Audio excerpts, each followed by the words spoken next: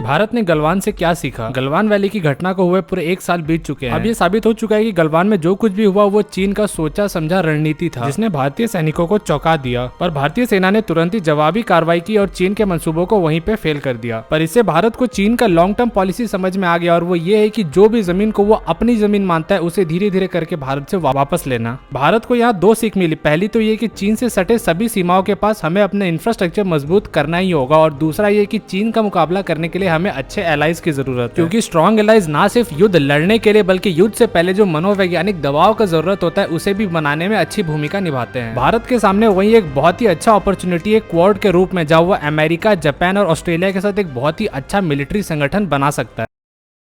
चीन ने अब तक का सबसे बड़ा घुसपैठ किया ताइवान के अंदर। 28 चीनी विमान ताइवान के एयर स्पेस में घुस गए। इनमें मौजूद है चाइनीज J-16 विमान, चाइनीज J-11 विमान और चाइनीज H-6 बॉम्बर, जो कि न्यूक्लियर मिसाइल कैरी कर सकता है। पर आखिर चाइना ऐसा क्यों कर रहा है? दरअसल G7 देशों ने चाइना को ताइवान के इशू को लेकर के लताड़ा था। चाइना अब उन सभी देशों को ठेंगा दिखा रहा है और कह रहा है जो उखाड़ सकते हो उखाड़ लो। पर ऐसे एयर स्पेस वायोलेशन कोई नई घटना नहीं है। चाइना पिछले 1-2 सालों से ऐसा लगातार किए जा रहा है। इसे हम चाइना की तरफ से उकसाने वाली कार्रवाई कह सकते हैं कि जैसे ही ताइवान चाइना के खिलाफ कोई एक्शन लेता है, चाइना इसका फायदा उठा करके पूरी तरीके से हमला कर देगा ताइवान के ऊपर। ये बहुत ही सिंपल सा स्ट्रेटेजी है जो कई सारे मजबूत देश अपने कमजोर दुश्मनों के साथ करते हैं। वीडियो पसंद आए तो लाइक कीजिए और इंडिया टॉक्स चैनल को सब्सक्राइब कर लीजिए।